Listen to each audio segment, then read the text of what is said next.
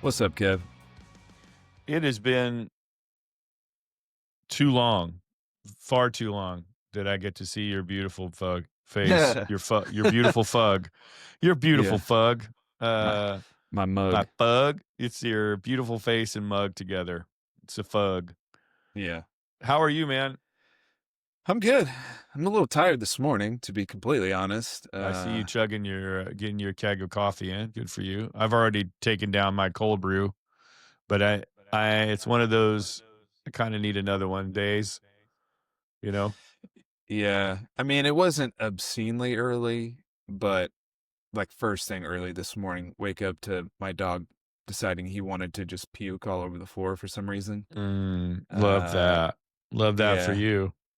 it's like a once a month thing. Mm. Periodically, he just wakes up and decides, oh, it's time to just puke. Do you ever And think that maybe he's like, when you and your wife are not at home, that he's just throwing a massive rager and he's not telling you about it? So all the dogs are coming yeah. over.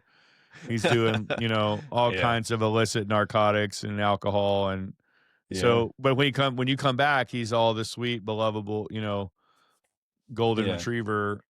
And then he wakes up in the morning. He's trying to hide it. He's like, "Oh God, I'm going to throw up." Yeah. You know, I It's couldn't take entirely it anymore. possible. It's He's entirely shoved like, possible. you know, dog toys and stuff under the bed so you can't see that other Yeah. people were there, Yeah. trying to hide the Definitely. evidence. Yeah. Pushing everything into the closet. Oh yeah, it's like, come on, they're hurt. They're almost back. Yeah. I can Yeah. I smell could them. tell. I can smell them down the street. Yeah. Uh, Yeah. So that was oh my fun, God, that's but good times. otherwise, no, doing good. Doing good. I mean, we have been doing so much work like Yeah. with the album having come out recently and making videos and kind of promoting and doing all that sort of thing that I hadn't written any music for a little while. Yeah. And so I was starting to feel kind of a little out of balance with all of that. So Mm. since we talked last, I've written another song. Banger. Let's just call it a banger We because it's a damn banger. So I hope so. Yeah, I think it's really cool. yeah, it is. It's been fun because since we stopped writing the album, because you got to cap it at some point. There was a Yes. small break in there, and then I haven't consciously done the thing where I'm like, I need to sit down and write today. Hmm. Um, but every so Yeah. often a song seems to just kind of like fall out of nowhere, which is a Mm. really nice gift where Hmm. like I'll be sitting down and just playing or whatever, and then very quickly an entire song comes. Hmm. I mean, what since when did we finish writing the record? That had to have It's early March, been. probably March well, you were still tinkering. So ultimately, I'd say Yeah, writing was done probably February or March, but you were still yeah, tinkering on into the let's call it. spring. Yeah, that's true with vocals and stuff, some stuff that I went back to. Yeah. Yeah, I mean, if we just say it was done in, let's just call it end of February, beginning of March, I think since then I've written probably 4 complete songs, something Yeah. like that, which is not a ton, Yeah. but it's been good. One of those is kind of a throwaway, sort of like just for fun Mm. song. Um, but yeah, and I've written a handful of like parts of other songs, but there's Hmm. been 3 of them that I feel really excited about that I think are going to be great for the band. And, Oh yeah. you know, Yeah. since kind of moving on from, one album and moving into whatever the future looks like, it's been fun to explore some um, different angles, different Hmm. Hmm. sounds, not that they're like a vast distance from what we've done. Some of them are just pushing things we've done a little further. But like this most recent one to me is really, well, the last 2 really have been very different from, Yeah. I feel like anything that we've done before. So, those will get put together and we'll put those out at some point early next year. Yeah, I think you But told that's me been because it fun. was coming on the tail end of you guys watching the monster show that you said you wanted to start wearing dresses. So, and I was like, I don't really understand what you mean. And then, you know, but you really meant I'm just trying on different clothes metaphorically. You weren't really meaning that you were going to start wearing women's clothing. You were No, really no, no. That's never been my thing. that's not your thing. No, Yeah, no no. hate. No. No. No, I missed the boat on that for Halloween. Like you caught me off guard at like the last time we talked about that. It's like horror movies and stuff mm, that were, and I'm like, dang it, I missed my window because there were so many that I wanted to talk about, and some obviously some really great ones that are out there. But the window's passed. It's all good. I'll have it for next year. I'll well, have it I ready to go. mean, My top list. You know, we said last time that Halloween is a state of mind. So, it is a you know, state of mind. we can talk about horror movies at any point. Doesn't have to just That's be true. Halloween. That And is we true. did That's watch true. a bunch Yeah. this year. I mean, every year we're like, yeah, let's really like buckle down this Hmm. October and let's, Yes. Let's take it seriously. One yeah, we got film it. a day Well, for the that's whole basically month. what we did. That's pretty much, I Yeah, mean, which is not awesome. exactly, but we watched a lot. Yeah. And some things that we had seen before, but a bunch of things that we hadn't seen, and some really like big name stuff that I kind of I mean, I'm sure you know how this is. I kind of I don't know, it's like the rebellious part of me that I've never grown out of is like if something is really radically popular, I Mm. kind of just don't have a big desire to check it out a lot of Yeah. times. And so that's the case with music and with movies. And so we went back and watched Mm. some movies that honestly were really great, that Hmm. of course they were great. There's a reason why they were such a big deal that I had just kind of skipped over. Like The Substance is a pretty recent one, but that was one that I Yeah. just was like, I get to it. But that was a really good movie. Get It Out, was. It was good. Get Out. that's one that Yeah. I had never seen. Also a Mhm. really good movie. Maybe a touch Yeah. long, but really good. So some of that kind of thing too. So it was Yeah. nice to like catch up culturally on some of the horror stuff that's been, going on as And I of have to late. always go back and kind of watch a classic for me every once in a while, like the because you know me, I go way deep into that world. So Yeah. like Dario Argento, probably one of my favorite horror directors of all time, next to John Carpenter. I'll always go back and watch like the original Suspiria or Deep Red Yeah. Hatchet Murders. Like there's some really and the titles leave a little bit to be desired sometimes, but it's like his movies are really beautifully shot for that time. And I love like 70s filmmaking anyway, Yeah. but the color and the things there, like Suspiria is a masterpiece to me. Like it's a really beautiful film. The remake I actually enjoyed as well, but the original one just as a I think thing, I've it's only like, seen the remake. yeah, I think. I can't remember which one I watched now. the original one's interesting. It's like hard time. It's hard sometimes to watch movies like that. They're subtitled or not subtitled, but or overdubbed. Hmm. That it takes away somewhat of the. It can feel at times a bit comical or stiff because the overdub doesn't really match. It doesn't feel like the tone of what Yeah. that actual actress is saying. But there's only a few that were sort of overdubbed in this movie. It's weird. I don't know how he does it anyway. Doesn't matter. But there's an American actress in it. And then there's also people that are overdubbed in the movie. So it's kind of Yeah. strange, but the movie itself just again and that soundtrack is so great. The Goblin was the people that did the score for that movie, and it is so good. It's like up there to me with like the Exorcist theme, or of course Halloween's theme. Mm. Yeah. From Carpenter. It's like that iconic, and it really scary.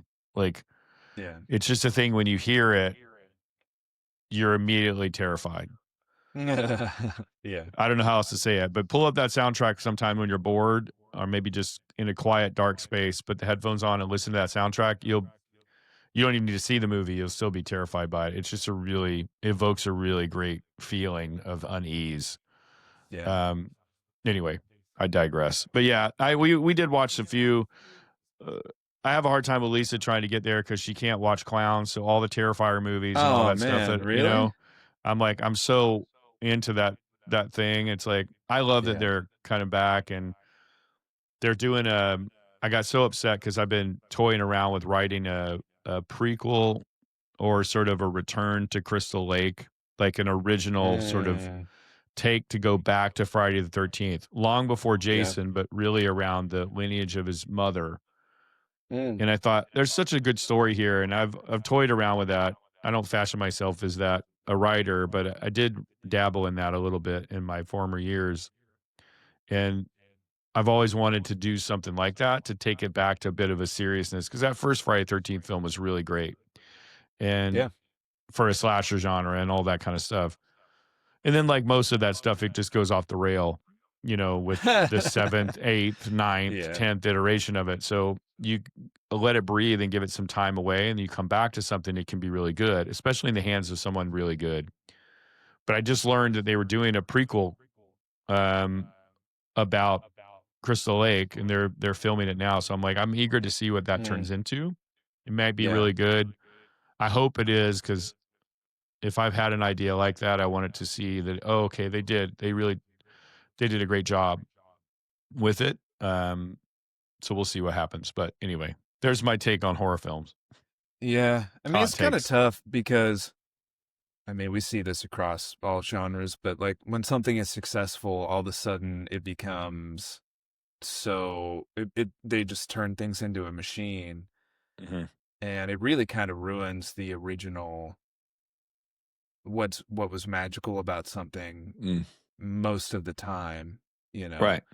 You can think of Star Wars, you can think of a bunch of horror flicks, you can think of pretty Hmm. much anything. It's like, why do we keep making Hmm. sequels and prequels and just like destroying the original Yeah. uh sort of what was special about this? Like it's great to add to it because as a fan, I'm gonna want to see Hmm. it. Of course. Um, but treat the original with some respect, you know? Yeah. Some reverence to it. It's like eh, y- part of you goes, the thing, uh, again, I spent a whole podcast just talking about this, and maybe it's worthy of us doing that. But Halloween, for example, the pacing in that film, flawless, flawless pacing. And in all the other sequels to the original, it's never going to come close. I'm going to exclude Halloween 3 because that's a whole different film and something that I actually defend as being really good in the Mm, franchise. It's about a mask maker. It's super creepy. It's a very dark take on how TV poisons the mind in a literal way. Um, it's a very fascinating film, but nothing about Michael Myers or really anything to do with that space except that he wears a mask and it kind of ties into this mask manufacturer mm, in this third installment. Regardless of all that, the pacing of that movie is really great. And then when you get into these sort of sequels and all this kind of stuff, they're just going for the kills and the thrills. And yeah. they're not necessarily thinking about the art of how to pace that out so that it really was a frightening movie. The Exorcist, same thing. It's Yeah. like there's some frightening elements of that movie that even today, especially if you're rooted in faith and you come from churches and all that, that movie's still very terrifying to watch. Yeah. And Yeah. um, there's nothing, in my opinion, that's even come close to topping that in that way. Either one of those films, for their various reasons, it's hard to replicate that. And of course, as a fan, you want to go, you want to see Michael Myers again, or you want to see another Exorcist movie. But then when you see it, you're like, oh, because it misses sort of that thing. You kind of know what's coming. You sort of have an idea of what's going to happen, and you've already seen around the corner a bit. So it's like, how are you going to retell this in Yeah. a way that still feels as fresh as it did? And that's hard to do, but it's a cash cow for the industry. Horror is one of the most profitable markets for Hollywood, next to Marvel and all of the superhero thing that's kind of come in the last Mm, 20 years. yeah. Horror is still one that their profit margins are massive because they don't usually have a star cast Yeah. unless you're doing Black Phone, you got Ethan Hawke, but it's not like Ethan's demanding an A-list salary, you know. I'm really excited for Black Phone Black 2. Phone 2 is super. It was I really good. haven't seen it Yeah. yet, but It was good. I need to go see it while it's in theaters because I thought Black Yeah. Phone, the first one, was really good, and the Yeah, I did too. trailer for the second one looks better. Yeah, Uh, it's good. It's really good. yeah, But I'm also a massive fan of Ethan, so it's like yeah, watching anyway. What's funny about this is a really good segue into kind of what we're talking about because we're talking about film and actors and people in this space. And you and I talked about this a little bit ago, but um, recently I had a chance to go take my mom for like a late birthday gift. I bought tickets for her to go see the Boxmasters, which was Billy Bob Thornton, um, his band. And I'm like, I wonder what Wait, this is going to be like. is that something she actually asked for? Because that No, sounds like no, no, one of no, those. no, Oh, no. I was gonna It say this wasn't. sounds like one of those gifts that you give yourself through giving to someone else. Well, I would say this. Look, I no doubt, and you know me forever, but it's like I'm a massive fan of his work as Yeah, an actor. yeah, There isn't a single film I think that I can think of that I haven't truly enjoyed. I want to embody him and his sort of general the way that you see him in acting, especially like a Bad Santa or Landman, of course, his new show on Paramount, or yeah. Goliath, or any of this stuff. Even Sling Blade, going back to I was gonna the say first Sling film. Blade. Yeah, yeah. It's like it's all good. One of the best ones that Bad News I keep. Bears. Bad News, yeah. Friday Night Lights, like you can go on and Yeah, on and yeah, on. Monsters Ball, like there's so many yeah. great movies, but his sort of general attitude in them, it's like I wish that my id would be that. It's just he Mm, doesn't give any f's. He says whatever he feels, hmm. and he lets the chips fall, and he does not care. And so that sort of spirit has always made me really attracted to his work. And so, yeah, mom loves his movies. Lisa loved his movies. I see that he's playing with his band. I knew he had a band. I've never really listened to them much.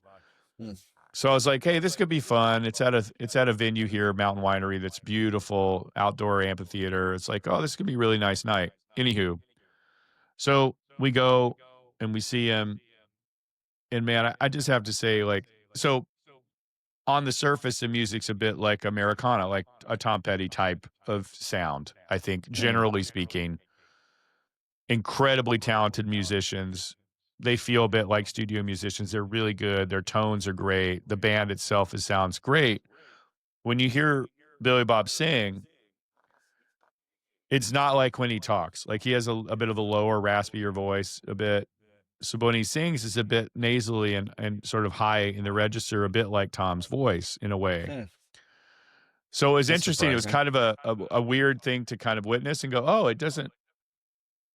The way he sings is not at all the way you kind of hear him, and I don't know how to better describe that, but that's some people like Dave Mustaine. If you hear him sing and then you hear him talk, you go, okay, I can kind of see how he It gets makes that sort of sense. thing, that Yeah, snarl that he has in his vocal and the way he delivers his attitude in it. But Billy Bob, you would not. Like you hear him talk like you've seen him in 100 movies, then you hear him sing and you're like, oh, that's way different. It's a different thing.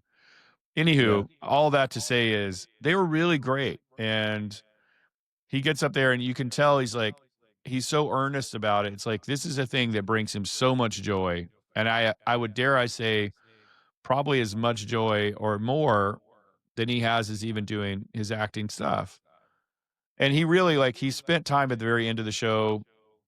Of course, his banter with the audience and his storytelling is really great. He tells a lot of stories about different songs he wrote. They've been doing this for 22 years. They have 19 albums that he shared. He's like, for those of you who probably don't know anything about us, no disrespect. We've been around for 22 years. This is our 19th record that we're putting out.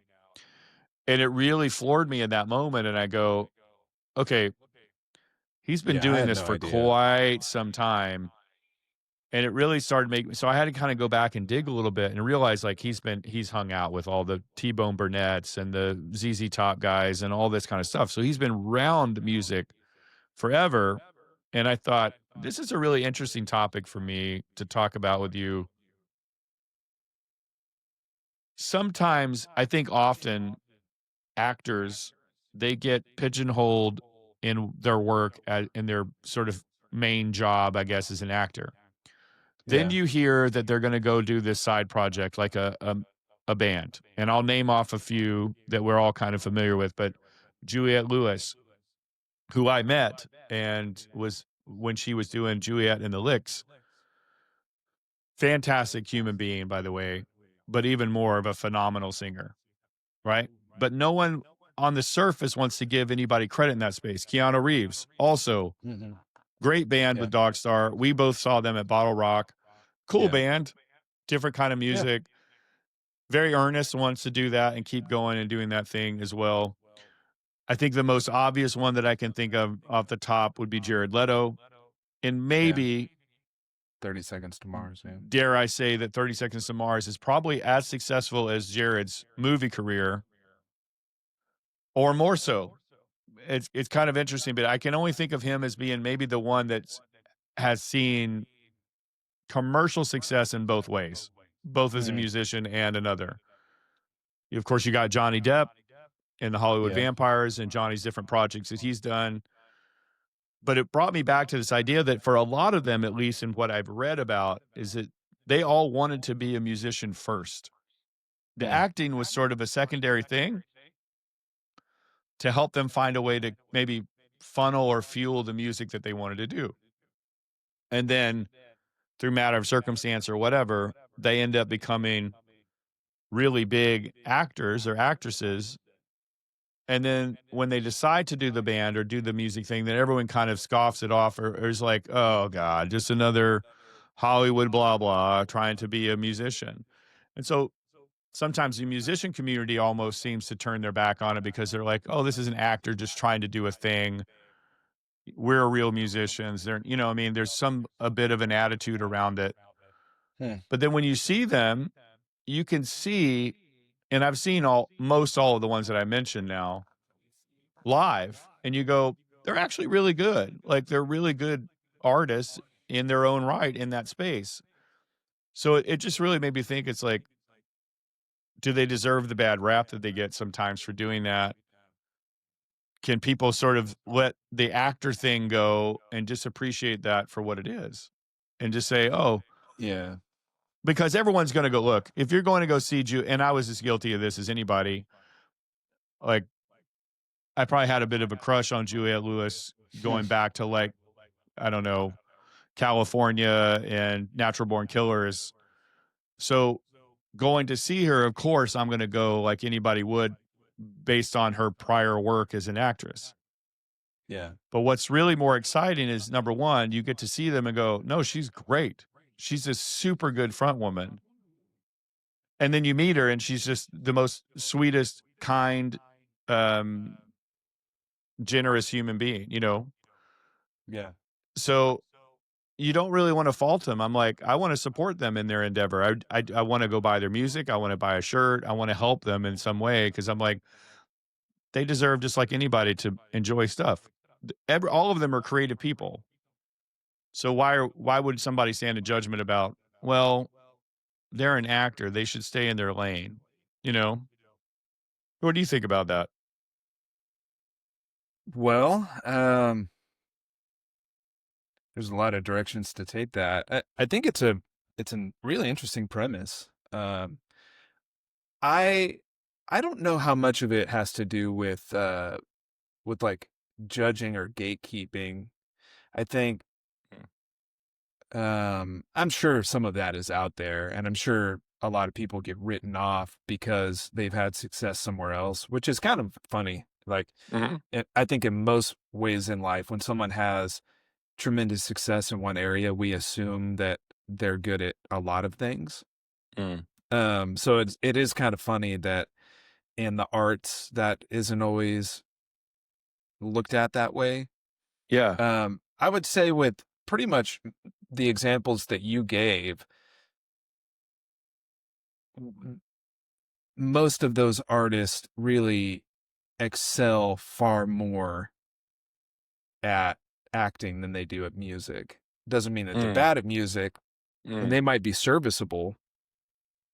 But Jared Leto's the only one that I would say I find him to be a much better musical artist than an actor. And with love toward Jared, right. he's been in some really great movies. He's done some Hmm. really great roles. He's also fell on some hard times with some of the Mm. characters and had some commercial flops. I Hmm. feel like personally, I enjoy him much more as a musical artist and focusing on that than as a movie star. That's a tough Um, one. But I understand. I know that could be controversial, and some people are going to fight either way. Some people, well, I'm sure, are going to say 30 Seconds to yeah, Mars sucks, or, Suicide Squad, he well, ruined it, yeah, or whatever. It's like, oh, yeah, okay, sure, sure. I mean, you you know, might not dig his thing with 30 Seconds to Mars. I mean, I get Mhm. that. I mean, I'm not saying that it has to be your cup of tea. Um, but yeah, I mean, I feel like most of the movies at least he's made recently, if we go back much further into the 90s and 2000s, I feel like I don't know, he was in things that were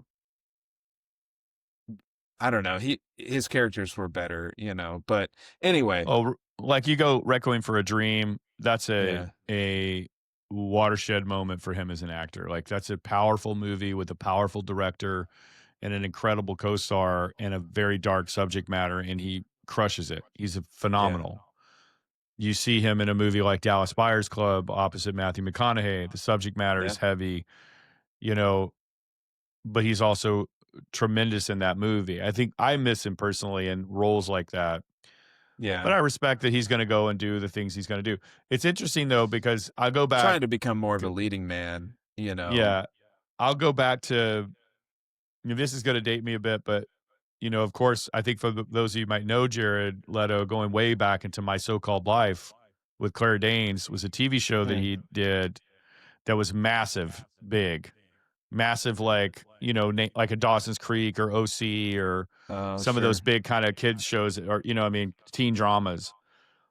And he was in a band. Claire was his sort of enamored with him. Her character, I think, wanted to date him. I believe if I'm not screwing this up, but he was in a band in high school in that Hmm. space. So I'm like, oh, it only makes sense that kind of they're leaning into that thing, and then voila, you hear, oh, he's actually in a band in real life. Yeah. And that's been a thing that he's really pursued for a long time. And I think he probably fashions himself as being a little bit of both. I feel like River Phoenix was Seems like kind of he in that does. space too. Like he also wanted to be in a band, but also was an actor as well. And I just learned Reese Witherspoon was on the Dax Shepard podcast a couple weeks ago, and she's talking about when they're talking about Walk the Line. It's like, how did you have to prepare for that? And she's like, I actually was going to be a country singer. I was like, Mm. went to sort of a thing, a program where they're kind of decide like, are you good at dancing, acting, singing? And it's like at the end of it, they kind of grade you on all three. And they're like, dancing, you might want to put Yeah. that away. The singing, you're not bad. You're not a bad singer, Time to but hang that dream up. yeah, you're not a bad singer, but look, your acting's off the charts. So maybe you should probably, approach Yeah. it from that space. And she did, but it made maybe going into Walk the Line a little bit more acceptable to go, hey, we need you to sing like June. Yeah. And she's like, whew, okay, I'll do it, but let's see, what's going to come from it. And ends up being great and did the record, of course, with Joaquin. And it was a super great. And they sang all of it. And of Yeah. course, if you've seen that movie, it's really great. But Yeah. so you see an actor in a movie portraying a singer, they'll go as far as to sing the parts. I know Jeremy Allen White just did Bruce Springsteen, of course. You had Timothy Chalamet doing Dylan last year. You've Yeah. had Taron Rami Malek, of Egerton. course, Taron Egerton, Rami Malek. Yeah. Just in the recent years, of course, Jamie Lee Fox, or Mm. Jamie Fox, Jamie Lee Curtis. Now I'm thinking about Halloween. Uh, so Jamie Lee Jamie Foxx. Lee Fox, I yeah, love it. that's amazing. Jamie Fox, sorry, Jamie, if you ever listen to this, Will Jamie Smith. Fox, another. Here we go again. we're kind of uncovering even more and more and more. Like Will Smith, a massive successful hip hop artist in his day with Yeah. Jazzy Jeff, huge, Yeah. definitely a bigger movie star than he was maybe in his music, but his music was still it was still going. Of course, Well, Jennifer this is Lopez again. You think yeah. about all these different people. You kind of open up a moment where Lady Gaga, there's another one. She's a great I was actress. gonna She's bring done her some up. good stuff. Yeah. Yeah. Yeah. No, she's phenomenal. I Yeah. think there's a pretty good chance that if you're an artistic person, then you probably have transferable artistic skills. Maybe not Hmm. across all forms of art, but like I enjoy like photography. I'm not a Hmm. great photographer. I'm decent. I'm sure if I put more time into it, I'd be better. Yeah. I can't draw to save my life, but Hmm. there are Hmm. certain forms of art that I'm like, I kind of get it, Yeah. and I can kind of play in that world if I really want to, but Hmm. it's like it's not my main thing. Right. So I think with a lot of these people, it makes sense that they're good at multiple things, and it makes sense that they would have something to do to break up maybe the monotony of their main thing. Yeah. But Yeah. if you're going to be top of the world in your field, it's going to require so much more energy that it's going to be hard to be sort of a polymath a little Yeah. bit. Yeah. And Yeah. so I feel like there are the people who are really good at one and then decent at the other thing. Like I Hmm. I don't mean it as disrespect, but like Johnny Depp, I feel like is a tremendous actor. Hmm. I mean, I haven't seen or heard anything from him musically that's really wowed me. It's Yeah. always amazing when you see someone who is, you know, good at what they do in multiple fields, but he's not like a cut above everybody else in Yeah. You music, see him as like being really great. Obviously, I don't think he gets to play. It's an interesting one when you think about the Hollywood vampires because you have Alice Cooper and of course, oh my God, my brain just went shut off. Aerosmith guitar, but Joe Perry Joe Perry. Yeah. playing in the band with him. It's like Joe. I don't think Joe's going to go up there and go, "Okay, Alice, yeah, I got it. Johnny, we're friends. Can Johnny really hold up rhythm guitar like Brad does in Aerosmith? Are you going to be able Mm. to keep up with me?" And so I got to believe he's a good guitar player. I've never really heard Johnny sing. Maybe I don't backup, mean to but it's like, insinuate that he's not good at playing yeah, guitar. yeah, I just but mean like anything, if you're going to be really successful at something, there's the bell curve, right? Of like most people operate that middle space. mm, And is mhm, he good enough to get far along enough the curve to separate himself from like the middle of the mhm, pack? It yeah, doesn't mean that he can't play, that he can't right, do well with it. But is that going to be the thing that is his main thing that people really know and seek him out for? I don't right, I don't get that feeling. right. But I get the feeling with some other people like Jamie Foxx or Will Mhm, Smith, mhm, maybe even. mhm, Lady Gaga's interesting because the stuff she's acted in, she's been unbelievable. mhm, But I mhm. haven't seen her do enough of it to know, like, is she as capable in that world as she is in music? Yeah. We could go really old school and say Elvis, Oh, true. who might be one of the first, or at least if not the first, one of the Well, earliest people to really do well at both. yeah, but they Um, marketed. I think that the interesting one about that too is like obviously every single one of them. Well, maybe not. I think my mom would probably happy to course correct me on this one, but he gets put into those movies because they're like, oh, we're going to do a musical movie. It's going to be da da da da, and you're going to sing all the yeah, songs, right, right? It's going to be right. you're going to do this song, and it's going to be like I think Eddie Murphy did a really funny one. It's like when they're talking about Elvis being in movies, he's like, all right, Elvis, your line's going to be, we got to win this race. we got to win this race. You know, he's going to have to sing. He's got to sing all of Yeah, the yeah, dialogue, you know? So it yeah. plays into As the fact that Elvis. he's a massive superstar in a music world. They're going to lean into that a bit. So the movies become a sort of like another way to capitalize on his fame and not Well, necessarily yes. great artistic work. He wanted to be a really great actor, like Marilyn Monroe, same thing. But Right, it's like right. they end up getting known for one thing and maybe not as much for the other.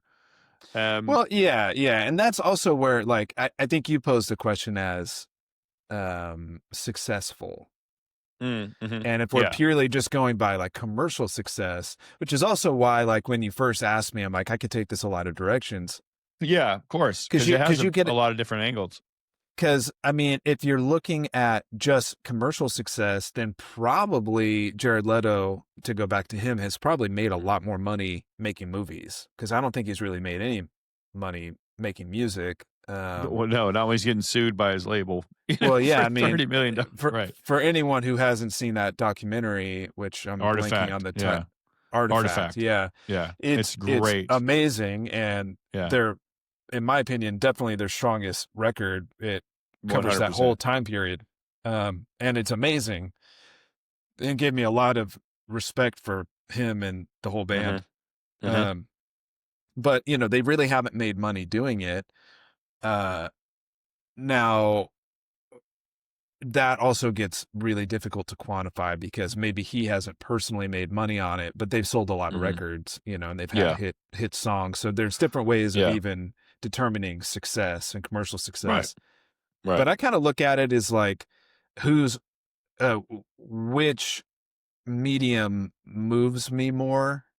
And hmm that's where it gets really subjective. So it's hard to say. I'm sure a lot of people would disagree with me and say he's a better actor than a singer. Yeah. His music has always done more for me than his acting has, and I don't think that On the he's a whole. On bad the whole. Right. actor. Yeah, Right.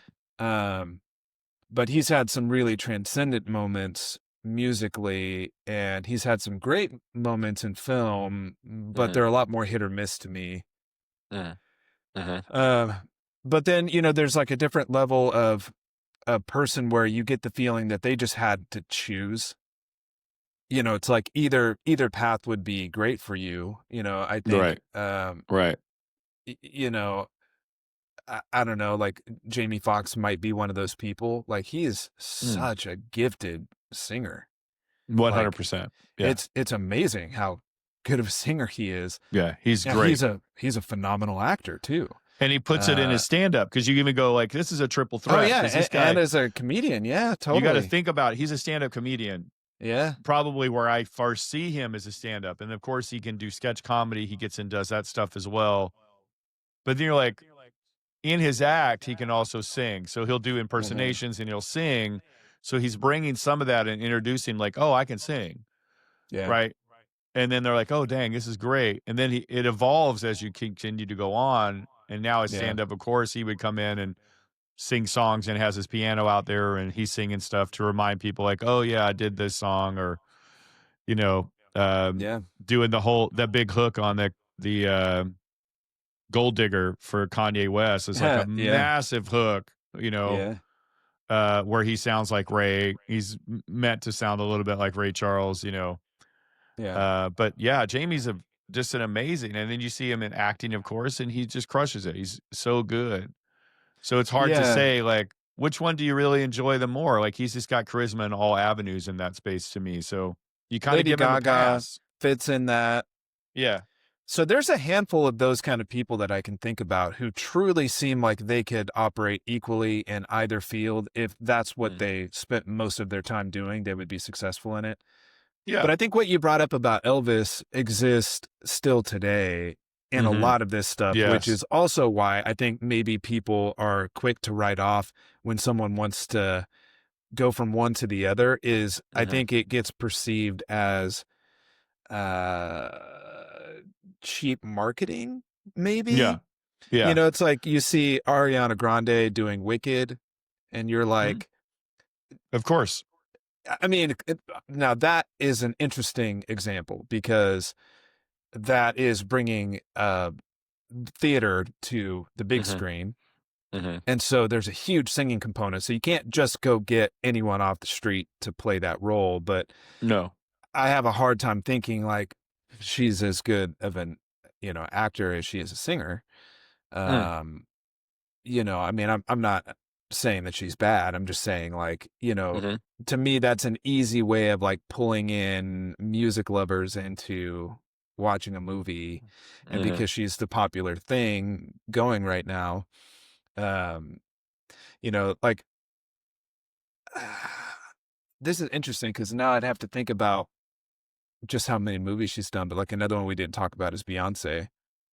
Oh, yeah. Yeah. Beyonce, I would say, is actually a pretty good actor, and she's done some good stuff. She hasn't acted in some time. Seems like maybe Mhm. she kind of left that behind for some reason. Yeah. Um, 'Cause you go but back, there's so many. It's like you could go there's just a back and lot of see. pop artists who do that Yeah, for a time. And so I think people 100%. see that and they go like, okay, is this person actually really good at this? Mm. Or is this person just doing this because it's a way to capitalize on their moment that they're having? Mm. You know? But there does seem to be from a critical space in a societal place where we tend to stand in judgment when one chooses to do one over the other in a Hmm. way, and I think that's where it's fascinating to me, like, let me see if I can think of it. Christina Aguilera has a movie. I'm not going to think of the name of it right now. It bombed. Let's just go there first. It Yeah. bombed in the theater, and people were like, "Oh, just go back and stick to the singing girl." Like it was Yeah. really lambasting her for even attempting to be in a movie. And it's like, okay, well, was it really that terrible? All Geely, that's another one that for Jennifer Yeah. Lopez, it'll come up like people Yeah. when they Yeah. go, But "Oh, she's what done this." some good stuff. I mean, Absolutely. yeah, she's Yeah. done some I good mean, stuff. yeah. That Yeah, I that mean, one I bet you anyway. there's a piece of it though where people resent success and tremendous success. So when Yeah, it's someone's like you just already said about the. yeah, I was just going to say like if you're already dominating a field, Mm. it's kind of like leave some for the rest of us. Like, are you really going to go dominate one Yeah. field and then move over and be tremendously successful in another? And I think it probably Yeah. does make people feel good to see someone try and fail at something because it humanizes them. Yeah. Uh, Absolutely.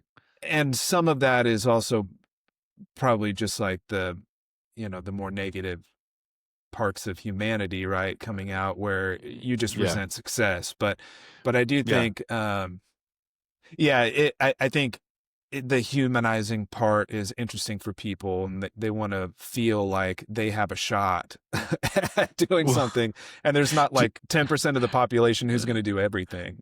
we just talked about this too right before the podcast. You and I are just having a little discussion about punk bands and sort of like what really classifies as punk, Mm, because it can mean different things to different people. And it's sort of the punk aesthetic to me was yeah. very much something you shared was like when a band or an artist becomes really successful, I tend to be like, or if a movie's that big or any of that kind of thing, I'm going to kind of cross my arms and go, oh, I'll see it at some point. I'm not ready Yeah. to dive in. And I think that's the thing that's really fascinating to me. Like culturally, you Mm. know, you go, Keanu Reeves, great. You see him in a ton of movies and you're like, Dogstar? More like dog poop, like, uh, Harsh. you know, and I But the don't thing mean that's that because I interesting actually about think they're really Dogstar, great, but I'm saying that's more of where I think people just don't give it a chance. And they're like, nah, Billy Bob, yeah, how about you just go back to doing great? I want to see 22 iterations of Sling Blade. And you go, yeah, no, guys, I really want to do this. And you go watch some YouTube videos with him in the beginning, I think going back to that early 2000s when he was really trying to say, I know you guys love me from all this other stuff. And I respect that. I do. I'm really trying to take this serious. And I want the guys in the band to also have a voice to talk. We're of equal here. Like, mm. please ask them questions. And the interviewers were having a hard time because they're like, what made you want to go from blah, blah, blah to being a singer in a band? And it's like, because I've always been a singer. you know, and he Yeah. just becomes a Yeah. little like he falls back into sort of this very much like, are you going to ask me a real question, or are we just going to sit here and dance around me being an actor that is also a singer? You know, like, Right. and he kind of, you could tell those things were irritating to him. Like if you're Kevin Bacon, like Mm. also a massively successful actor who's also a really great singer and is a Yeah. good band, and they go out and Yeah. do those things. And maybe in that space, it's like we're having fun. We're just going out, him and his brother, Bacon Brothers, like we're going out, we're having a Yeah. good time, we're doing stuff. We can afford to do it because of the success that I've had. It opens up the ability for me to go and do this, and I don't have to worry about it making money, but at least my bandmates or people that are in the band are getting paid because people are coming out to see, is this going to be a train wreck or is this going to be really great? Right. And I think sometimes, to Yeah. be honest, the three of us going to see Billy Bob, we had no idea. None of us really knew his music. So we're going to go say, okay, well, how's this going to go? I'm not rooting for him to fail in that moment. I was really hoping, like, I really hope he's good because I spent a lot of money on these tickets. Yeah. So I hope that he's good. But ultimately, for me, I think there are probably people that are like, let's see, is this really going to be, you know, good or not? And they kind of have this sort of attitude about it. And that could go either way. They could go see Geely and see Jennifer Lopez in that movie and go, oh, girl, please get back to singing. Like, I don't, you know, give me more Jenny on the block and less of you thinking you're an actress. But Yeah. then again, like The Fall, what was the movie? The horror movie that it was like a really creepy. Oh God, it's gonna trip me up. But anyway, somebody Horror out there movie who's that watching this, Jennifer Lopez was in? yeah, she was fantastic. It was really great. It was her and Vincent Hmm. D'Onofrio. Oh, It was super good. And I don't I'm know if I've just seen it. blanking on the name right now, but I'll think of it as soon as we're done with this. It was really great. Anywho, Here, I'll look it up. um, oh, perfect. Anywho, like you're thinking about stuff like this, and you go, they they have an ability to do many things. You talked about Lady Gaga, like seeing her in American Horror Story. I thought, oh, she's great. Well, perfect. This is perfect, and it lends a little bit to her kind of character that she is on stage. You know, she does dark things, obviously the meat suit and all this kind of stuff back in her early days too, but she's definitely one that's like not afraid to try different stuff. And um I think on a level, to me, I really appreciate it that they do. And of course, I don't think anyone's I think if you're all of the people that we mentioned, probably for them they couldn't give a rat's ass about what critics say about them, but they want people to come and appreciate them for what they're doing in that moment.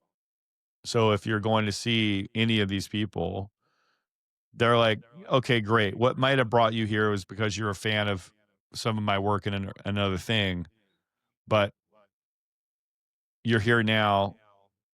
So let's appreciate what I'm doing in this form. Right.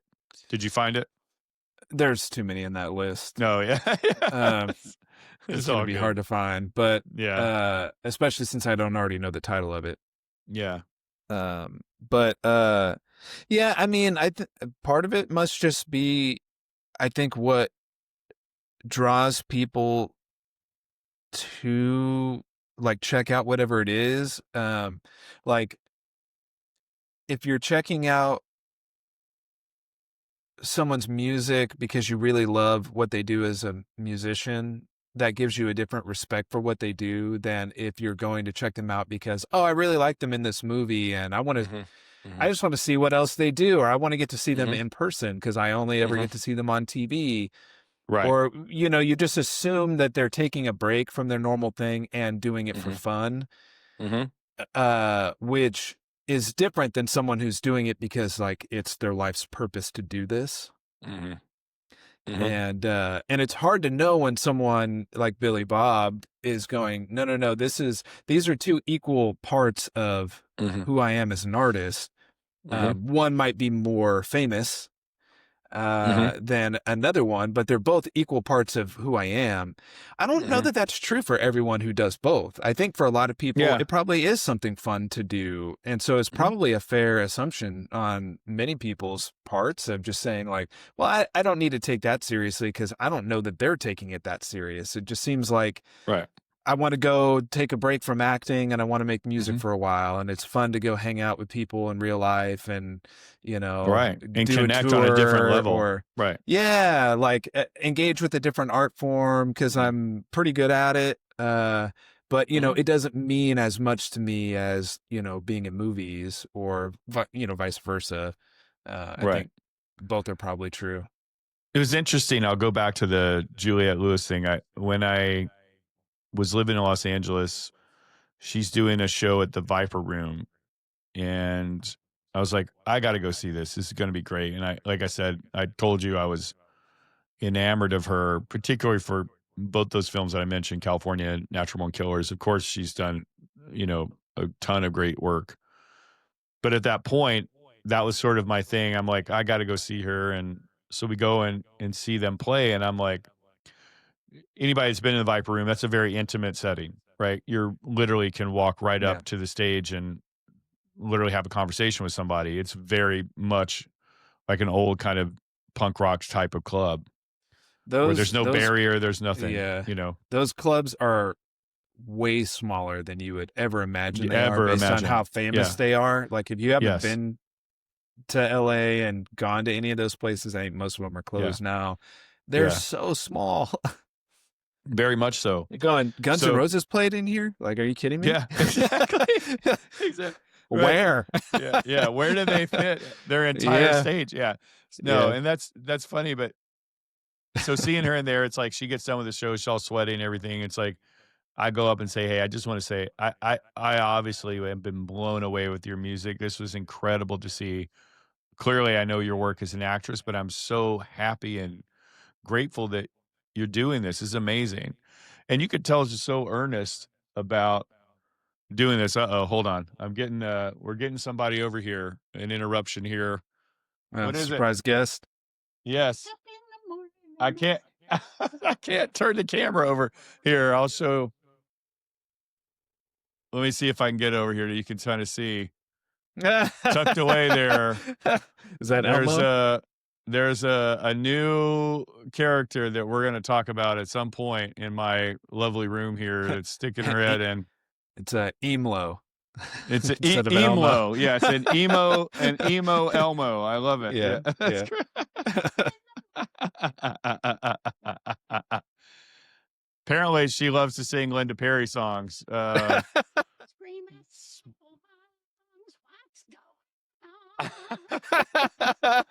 Well done. Oh my That's God. awesome. Well done. Well done. Well, that's going to tease something for much down the Yeah, road for us. But anywho, that's our next video coming out. yeah, great job. There was where was But it? you're Oh, talking Juliet. So about meeting being at her, the she's kind. She's like, "Hey, come back and like I'm doing a show at New Year's at the Whiskey. Mm. Come back and see us. We're opening for a really great band from the 80s called the Motels. It was super good."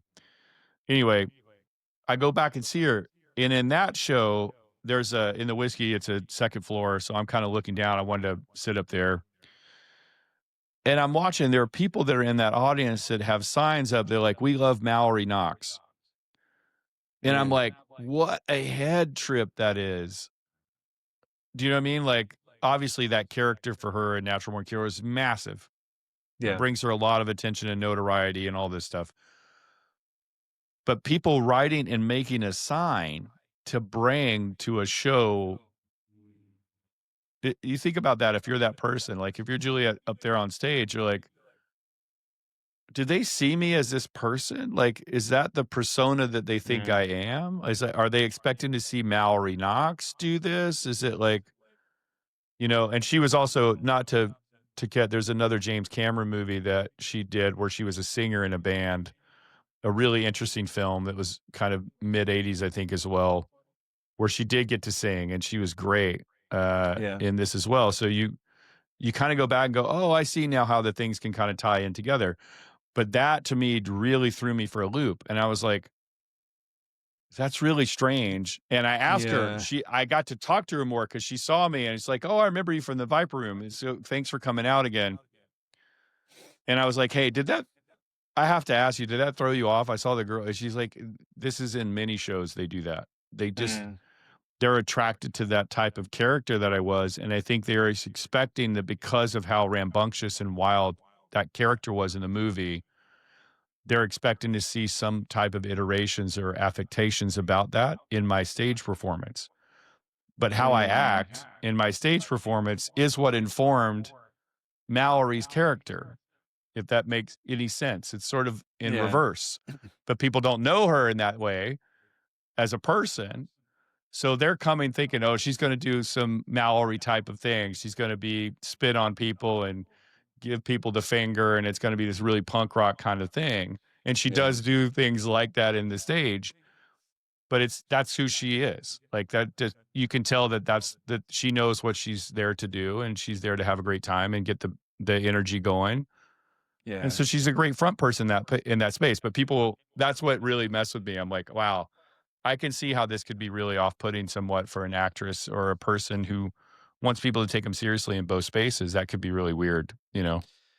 Yeah. I mean, I think there are many, many examples of people having a hard time wrapping their head around like separating the art from the artist. You know, we've talked about that in other capacities before, but yeah, I don't know. It's hard because like one, you have to, it's like the guy who yells Freebird at the Yes. concert, right? It's like for any band, doesn't matter. Yeah. I mean, it's like doesn't matter who you are. and I know that most of the time they're joking, but it's like the core of that is just a complete lack of awareness for It's the a bit like situation. heckling. It's a bit like heckling. It's exactly like that. And yeah. but it comes from a place of like being so in your own world that you have no comprehension at all for the communal experience and for what people are there for and for how to be a good member of an audience, because there are good and bad audiences. So I think there's a big part of it that is that it's just like an underdeveloped awareness of your situation, right? It's like basically still being a kid, you know, in a grown-up's body. But then I think also there's a piece of it where, and this is probably where it gets hard for someone in that situation, is that as a fan, maybe one particular moment of someone's career has made such an impact on you that you want to communicate that to them somehow. And so maybe it's not necessarily that they wanted her to be that character. They might have, right? It could have been person type A that I described, right? The person who has no awareness. Could be. But it could also be someone who just really wants to take their moment to say, hey, this made a massive impact on me, and I just want to let you know that I really love this character. It doesn't necessarily mean that I want you to be that character right now, or that I want you to sacrifice who you are to be my perception of you.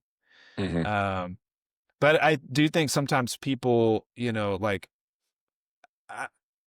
I'll give an example for me is like John Krasinski to me is someone who has had a great career. He's gone on, he's done lots of really great projects. I really don't watch any of them because, and this is a me problem. It's not a him problem. Right. I can only see him as Jim Halpert from The Office. Right. And it's a bummer because I really like him and I want him to be successful. That show was so impactful to me. It's such an important time period for me. You know, it's like that show comes out when I'm a freshman in high school. And so I kind of grow up with that show and those characters. And I've seen that show countless number of times, an embarrassing a number of times. That it just has become a thing to where it's hard to see him as anything that's not that character. But at least I'm self-aware enough to like be able to separate myself from that. And, you know, if I go meet him, I'm not going to expect him to be Jim. You know, he's a, Right. Right. you know, Right. uh, Right. and so I know different people fall into that where it's like and I guess maybe on some level that is a great job of whoever's making the film or the TV show or whatever, Mm. that you've made something so convincing that people believe it's real, even though they know it's Mm. not real. Mhm. They still believe that it's real because it feels so real that how could it not be? Even though, like, I know it's just a movie, Mm. you get so sucked into it that it's hard to separate the fake from the reality. Yeah. You know, there's a lot of interesting layers to all of this. This there brought me up. Well, I know we can go another tangent, but this is a really interesting one to think about. It's like, so in all these cases, these are very successful actresses or actors that have done incredible work, that have landed them in a space where they have a bit of celebritydom that goes along with it, for better or worse. Oh, another one And I I think forgot they about, probably no, go Marky ahead. Mark. Marky Oh Mark's yeah, another one too to bring that's a up. great one. That's Yeah. a great, and his brother, both successful, different ways. Yeah. Mark is certainly bigger than I think Donnie in the acting space, Yeah. Yeah, definitely. but Donnie had a huge. I mean, New Kids on the Block, no joke. That Yeah. was a big band. Well, Um, here's an interesting topic though. Like, I don't mean to derail your tangent, but no, I'll get there. I'll get there. when you vote for Mark, is he a better actor or is he a better musician? I think Mark would probably tell you that he's a better actor because he doesn't. Mm, He doesn't. I think he knows that. And I may screw this up. So for the yeah. Wahlbergs, I have a lot of love for all of you guys, all of the Yeah. brothers. So please don't come and kick my ass if I do screw this up. But I believe Donnie helped Mark because of Donnie's success with New Kids on the Block. He helps Mark become Marky Mark and kind of get him connected with people that could get him out there. And he's like, I can do this shit too. You know, like, Yeah. you're not the only guy that can pull this off. And I'm sure they have a bit of competitiveness there that runs in the blood, Yeah. seeing them, you know. Well, So brothers are I'm sure always there's going to the compete. brothers always going to be that way. And I imagine they are Yeah. a bit in that space. But then Mark takes off. Of course, he becomes Calvin Klein model and does all this stuff, blows up as an incredible actor. And then as Donnie's maybe trying to break in the business, Mark's like, yeah, I can help you with that too. I can get you in there. And then he ends up doing, like, you know, Saw movies and Blue Bloods and all this different stuff on TV and becomes a pretty decent actor in his own right. Yeah. But I think people are probably going to go, Mark, actor. Music, I've even forgotten that he did, you know, Good Vibrations. Uh, Donnie, I'm going to remember him from New Kids on the Block. And even though I know Mm, he's an actor, I'm never going to think of it in that space. I'm always thinking of him as a thing that connected in that moment when I remembered him doing Step by Step or some, you know, New Kids song. So it's like, um, yeah, I think Mark would say I'm a better actor than a musician, and Donnie might say, no, Justin I'm actually Timberlake. really good. Just well, there's that Sorry, unlocks a I'm whole thinking of Pandora's so many box. now that. Yeah, that unlocks a whole Pandora's box. You got Britney Yeah. Spears, you got Hilary Duff, you got Yeah. Justin, you got Yeah. Christina, all of them, Miley Cyrus, all of them Hmm. kind of coming from that space. I think from maybe a Disney, dare I say, Yeah. sort of a Disney factory or Disney aesthetic, and then Yeah. they blow up and become something else. But like, you don't you don't But his success in necessarily. both music and in film has far exceeded, I feel like, the others that you mentioned. Like, he's had a lot of really successful movies. He did okay. You I know don't what I know if mean? it's like at the near the level of superstardom that he gets as Justin Timberlake or In Sync. Yeah. But, you know, That's like probably, like if yeah, you that's said Alpha true. Dog, But I or mean, the as 2020 compared to, experience, you know, like, you well, know, yeah, yeah, yeah, fair, you know what I mean? You fair. look at that and you go, but again, we're all coming at In this from a time. point in time. Again, I don't think, Yeah. but did it certainly help him cement himself in the zeitgeist of like pop culture, of course, but Yeah. I would probably argue to say that like Dick in a Box is probably bigger than any of Yeah. those movies, Yeah. and it plays off of both. So, Yeah. you know, he's got to give a little wink to Andy in that space because that was a juggernaut of a skit. And I dare I say, I don't know if there's been a bigger one in that space. And then it brings him into being able Probably to do not. comedy. So you get to see him do Yeah. sketch comedy, which obviously he's had some training in when he's young, but getting him to sing, all the different Welcome to Omelettville or whatever, those skits Yeah. were, um, and the Yeah. silly stuff, animal or whatever he's dressed up as or whatever the thing's going to be. Those are all funny. And so obviously he's got chops. He's an incredible talent. And yeah, he can act as well. So you kind of go, again, like I was talking about with Will Smith or with Jamie, in some cases, I feel like the public kind of gives people a certain pass and go, yeah, we'll accept Eminem because 8 Mile was fantastic. We'll accept that Mm. he's an actor, even though he's a really incredible hip hop artist. Do you think people But think of him that way though? I mean, I since think I think they were probably surprised, even though it's a movie about his life. It's like Prince. Like, yeah. do you say Well, Prince was right, great in right. Purple Rain? It's about him. It's like, But my it's not point far is from the like truth. he acted, but do you think people think of him as an actor? I don't know that that's necessarily Not true. necessarily, but this is Yeah. what's interesting is like, people look at it and go, wow, he was just electric in that movie. He was so great. Well, you Mm. also have a really great supporting cast around him that also Because helps in that space. if you're being you, are you even acting? That's what I mean. It's sort of like Yeah. it's telling his life. So it's like you're Yeah. writing vehicles that will help support that. Right? Right. A Star is Born, right? That's the remake that Gaga did. Of course, it Yeah. lives in her world, Right. but she was still off the charts phenomenal in it as an Well, and actress. that's So, also a character that's not her. right. No, but Yeah. of course she can It's sing. not Of her course it's story. Yeah. right. It's not her story. Right. Yeah. So I think sometimes the public tends to give a pass to certain people, Hmm. but then others are like, go back and stick in your lane, Christina. Even though Christina was, again, coming from that same world, you go see her in that movie and it bombs, and it's like, yeah, she's terrible. Just please don't act again. Just go back to singing. And maybe it's unfair, but that's sort of how it comes. There's a judge and jury out there that I think a lot of people aren't aware of that just stands in judgment on those things and goes, no, you need to stick to music. Oh, you get a pass, Jamie. You can do all of it. So we take you. Yeah, but Others like not also so much, I think that's true, but I think it's also only true to a point because I think anyone who has kind of paid attention to culture and popular opinion for any length of time realizes that the popular opinion is fickle. Yeah. And there's a time and place for things to be successful. And so you might do something good that is just too early or too late and it fails. And Mm. then the opinion of you is that you shouldn't do this thing, Mm-hmm. Mm-hmm. which ultimately is most people projecting their own insecurities that you stick to what's safe that you've had success at, right? Right.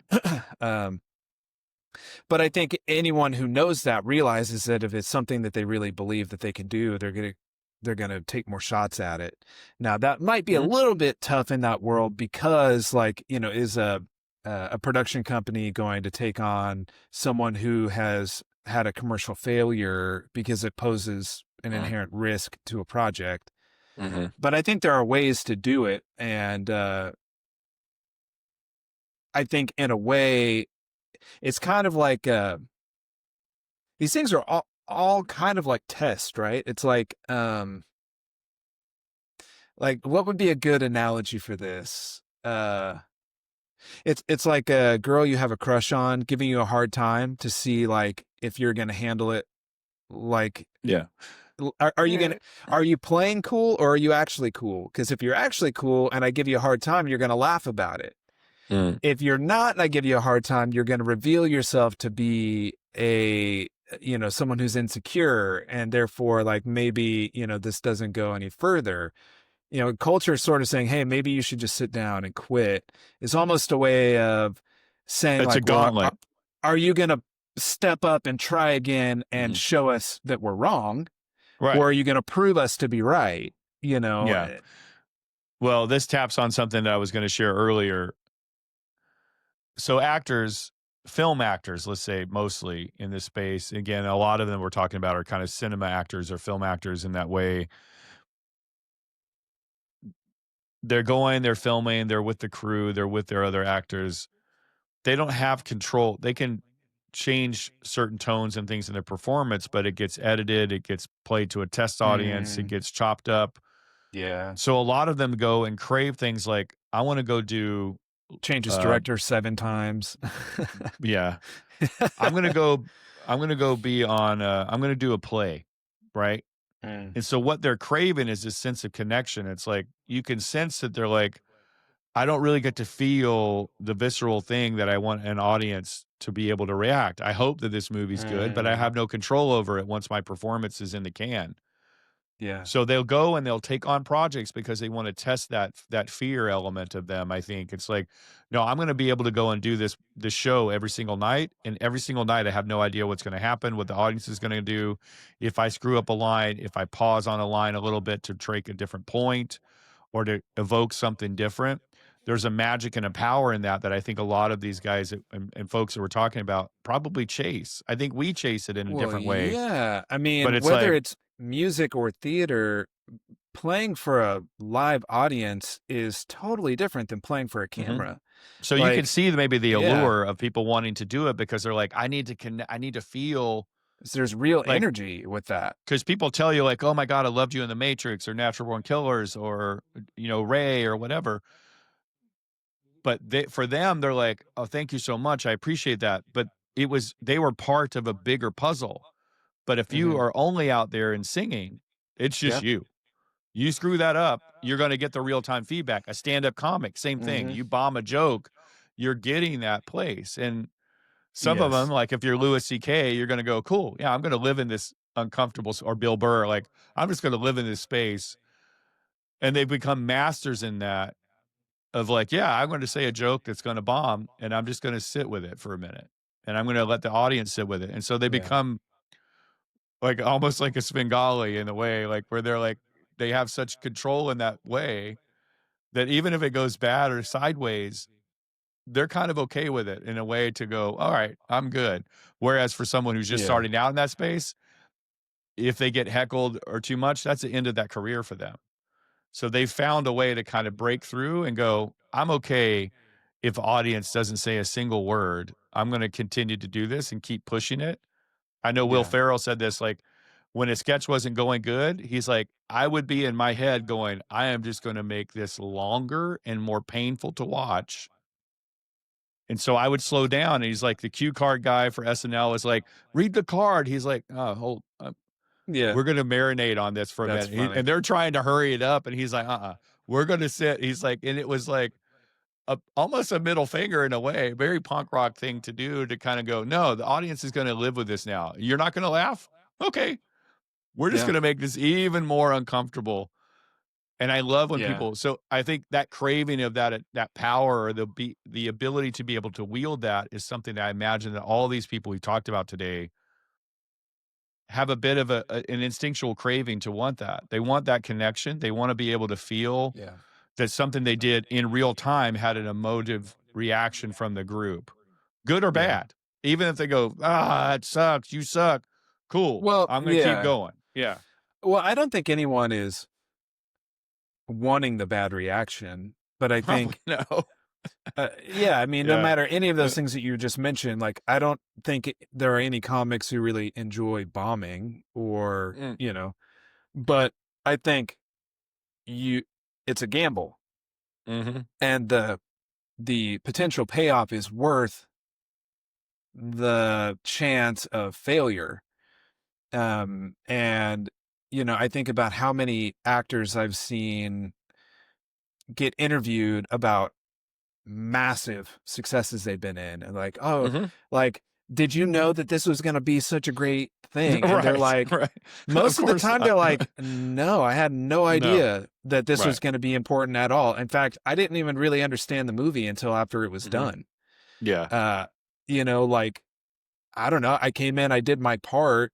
It's not like so I think it's so separated that I totally understand the desire to want to get out there, and yeah, there's a chance you're going to fail, but that's what Mhm. makes the reward so good. If you Yeah. succeed and you feel that connection and that energy and that real-time feedback, and you get to live in that moment, you don't necessarily get to live in a moment like that on a Mhm. set. But if you're in the theater or you're, playing music and people catch a vibe, anyone who's done that knows that that's a thing. And in fact, anyone who's Yeah. even been in an audience at a great show knows that that's the thing. People Mhm. on the edge of their seat or whatever it might be, really engaged in what's going on. It becomes so much more powerful of a moment than just doing something in a rehearsal or doing something on a closed set or, to, a couple of, camera people or whatever. Mhm. Um, so yeah, I understand why people chase that thing for sure. Just Mhm. as we've kind of uncovered, some people have the ability to really do it for real, and other people Mhm. do it have to do it more as a hobby, which is still fine. But I Mhm. think to almost like close the loop on your original question, I think that's probably why so many people don't give people their due or give them a Mhm. chance to prove themselves one way or the other, is because there is so many, there are so many people who do it probably more as a hobby, or it's clearly not Mhm. their Mhm. strength of the two. And it's like, well, if I have the option of listening to all these other transcendent artists or listening to this other person who's pretty good, but like a much better actor, well, maybe I'd rather just watch them act, you Mhm. know, Mhm. and I don't necessarily feel a need or a drive to go experience this other part of what they do, which is on Right. some level too bad, but it's also Yeah. understandable, I think. It's interesting even at my weird level, but it's like the job that I do, and of course, I lead a lot of people, but when they find in a completely different environment than what my joy is or my creative side is. So when people find out that I'm in a band or that I do videos for the band or art and all that kind of stuff, it's funny to see their reactions because they know me from the thing that they're, as their boss or whatever, and the work Yeah. that I'm hired and paid to do. So when they Yeah. find out about that stuff, they go, like, I had somebody share this with me. It's like, I finally listened to your record yesterday, and it's really good. It, and I go, knowing that person, I want to take that at face value and go, okay, they like music, of course, and they listen to it on its own merit, and kind of remove my relationship with them or my dynamic with them away, and just take it on face value of the band, and go, wow, this is really great. This is really good music. But me in my own head, I'm going, that feels like a backhanded compliment where you're just like, I know of you and your work, and I know that I'm gonna judge your work a lot. So to hear the Mm. band, it's like, "Oh, well, it was really good because I think your work is, crap." So, Yeah. whatever, like, it's probably me more than It could anything, but it's it like, could mean that, but I think you I don't know, know. People are that anyway, they're you surprised when they think you hear it. It's know like, "Oh, it's really somebody. good." Yeah. You think you know somebody from a narrow perspective you have of them. And so when all of a sudden that dynamic changes, you're looking at a brand new person Mhm. Mhm. in a way. Like Yeah, it's you hard for feel, people to see that. They're like, "Oh, yeah, this you're guy's my going, boss, but he's got a really great rock band," you know? like, I thought I really It's weird. understood who you were, and this new information makes me realize that there are parts of you I had no idea about. Mhm. And so now I'm Mhm. staring at a stranger almost, whereas before I Mhm. knew what I was looking at. So now I have to Yeah. wrap my head around that. And then my question would be, well, can this person be good at something else? Mhm. Yeah, I mean, it's all the same kind of thing. It Like is in people a are way. funny. It's like people are Yeah, weird, people are really funny. interested in that space because they, again, and I'm not going there like shouting it from the rooftops. All of my Yeah, minions must listen to this album that I did because I need you all to love me and love that. It's not like yeah, that at all. It's like, hey, I did this thing and I'm really proud of it. And I do have a life outside of what you know me in this space.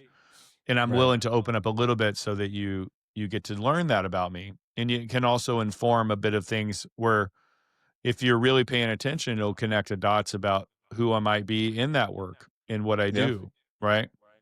But it is weird because people kind of look at you differently and they go, it's a bit of a trip because they're like, I work with this guy every day, but I can listen to his music, go see his videos, go see him talking podcasts, all this stuff. So it's a bit of a strange sort of reality even at our level. It's kind of different, you know. And I know Oh, you experienced absolutely. that in the same way that I did from your former job, where people would do that, and they're like, "Man, your band is really great," and you're like, "Yeah, I know." So I Yeah. know, Well, you know, I know. We well, feel because we're it's proud of it, actually you it's know. more my main thing than this is. Totally, yeah, Uh, exactly, yeah, and that's it's easy from a certain perspective to let those kind of things get under your skin, and I think the older that I get, and the more that I get to study how people work, and even how I work, I realize how normal that is. Mhm, Um, I don't know, and I think I give I want to say I give more grace toward it, but like I don't take it nearly as personal as if mhm, someone thought I just couldn't do a thing. Like, well, what do you mean? Like, well, what does that say, about me that whatever you think about me? And do other people think that too? And oh my God, mm, does that mean I should, it's like, doesn't have to be any of that. It just means people live in their little, they see the world through this little window. They see you through this little window, this one little perspective of what they think that you are. mhm, It's the same way that they look at the entire world. mhm, And, it's like, it's like,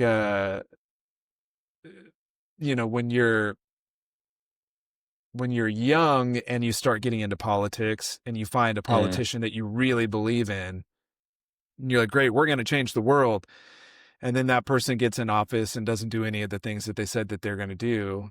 And you're like, I really was seeing things this one way, and it hadn't even mm, entered into my awareness yet as a person that there was a mhm, chance that this person just might not follow through, wasn't as mhm, genuine as me, or that there are other things at play that affect this.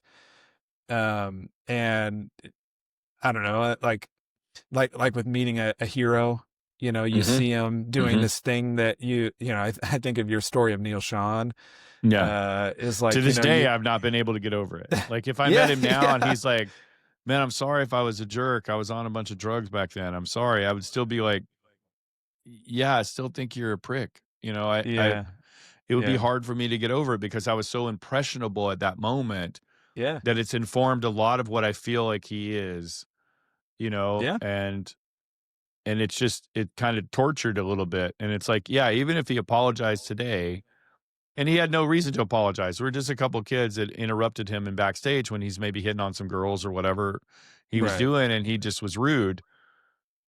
But it's like I've had a hard time with it. As much as I love him as a player, it's yeah, really just tainted it. It tainted Journey. It tainted bad English, all of it. It's like, man, I was such a big fan, and you just crapped all over it. I just have a hard time with that. yeah. Well, You I know. mean, and that's the point, right? Is like you had one image of who this person was, and then when you Hmm. met them, you experienced something that was not a part of that Hmm. image that you had created, and it shattered the whole thing to a point where it might not be able to be repaired. But if you went Hmm. in and you kind of expected him to be like that, it probably wouldn't have shaken you at all. And in fact, you might have loved it. Like, oh man, he was exactly what I thought he was going to be. He was so Hmm. awesome. He was rock and roll, and he was a total jerk. It's Man, like how cool is that? I got told to F off by Neil Sean. Yeah, It'd yeah, be a yeah, yeah, story yeah. you'd You could tell have taken it forever right, from a different right, perspective.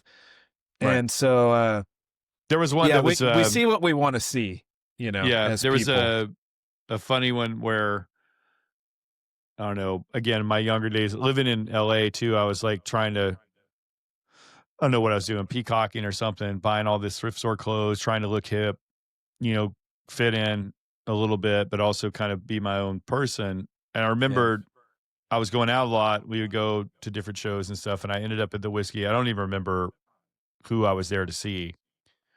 And I remember this guy. coming up to me and goes, this hip guy, he also had a cool jacket on. And he's like, dude, I love that jacket. Where did you get it? I said, just down the street at Goodwill. He's like, oh my God. I said, I love your jacket, man. That jacket is fly. And I'm like, well, this is so, just a funny interaction. Josh, my roommate who was with me at the time, he's like, do you know who that was? And I said, no, who was it? He's like, bro, that's Andre 3000. And I was like, no freaking way. Like, what? How cool. And Yeah. and I wasn't like Josh, massive hip hop fan, great dude. Um, I didn't really listen to Outkast, but that moment of meeting Andre in a just completely unrelated thing, and just him being nice and complimenting me on a jacket like any human being would, you know, really made me go, huh, I'm gonna go check these guys out. And then became a fan of them, honestly, because of that. It really, for me, meeting Juliet Lewis, it reaffirmed those kind of things for me. And I've met a lot of celebrities and people along the way, artists, bands, film actors. And it does matter. Like how they show up to you does inform a lot of what you think of them. I got to Oh, interview Mark definitely. Wahlberg. He was such Definitely. a consummate, great dude, super generous with his time. And you think, oh, he's amazing. He's a really nice guy. I met Harrison Ford. Harrison Ford is exactly what you would imagine him to be. Not that Yeah. he wasn't trying to be friendly or whatever, but it's pretty straightforward. Let's get to Rough, business. I don't want to be direct. bothered with all this direct Yeah. and that sort Yeah. of thing. And I wasn't even interviewing him for movies. It was about him doing a really cool thing for the Special Olympics, and he's a pilot. So I Mm. was talking to him about that kind of stuff. And even then, it was still much like, just. Yeah. And so it's kind Right.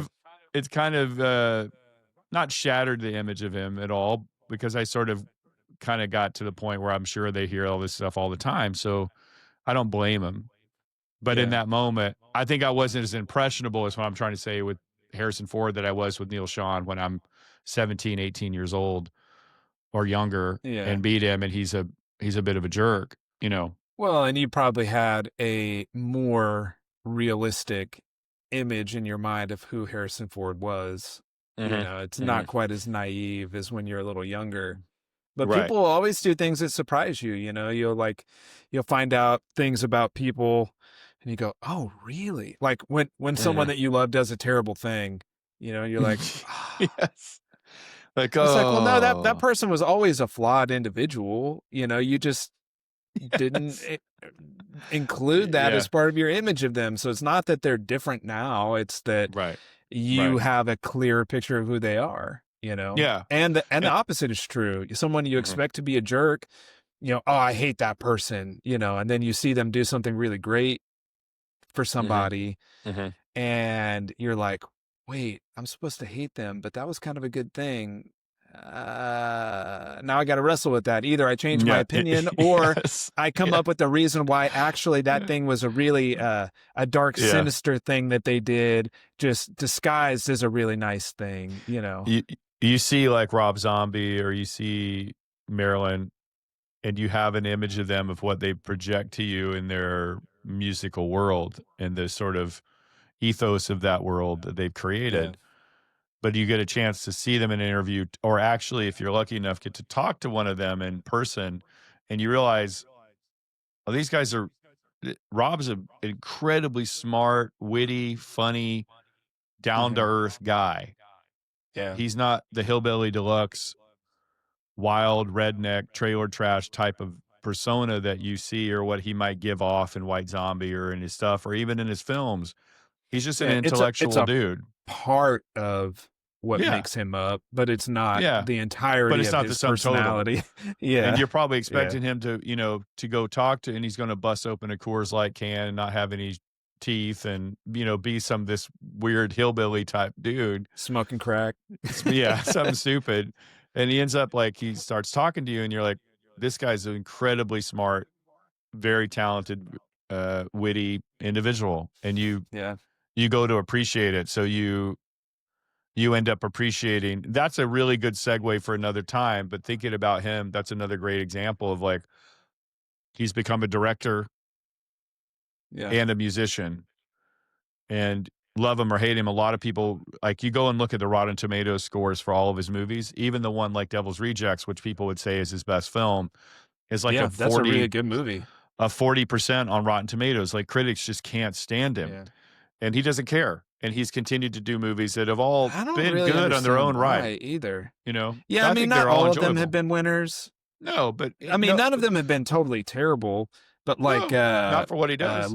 Lords of Salem is Mhm, such a good movie, I think. mhm. I think that movie's Yeah, incredible. I think all of them are good, and having his wife and everything, and it's like, what a Yeah. fun thing to do. And anyway, I don't wanna get on And the he's Rob got thing, but it's like, an aesthetic that is unique to him.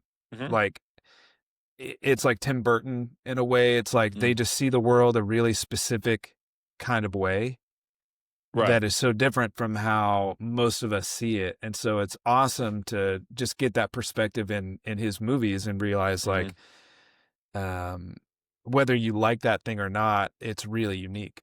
Yeah, yeah, and being a fan of both his music and his films, like, having him be a kind individual meant a lot, and it just continues Yeah. to amplify, like, yeah, I'm gonna support all of it, no matter if it's bad, good, if critics hate it, I don't care, Yeah. because I have what I feel to be more of a personal connection in that space, because he was kind for Yeah. a, 10-minute interview with myself and some other knucklehead that was interviewing him at Comic-Con or Yeah. something, and he just ends up being a really nice guy, so you end up remembering that, and it makes you a fan. So when his stuff comes out, you're like, "Yeah, I wanna buy his music," or, "Yeah, I wanna go see his films and support what he's doing because I find him to be a really nice person." And again, to tie it all back, Billy Bob at the end of the show is like, "Hey, all right, for this last song, I need all of you. We're gonna turn the house lights up. I need every single one of you to come down front here because I wanna be able to look at your faces, shake your hand, and say,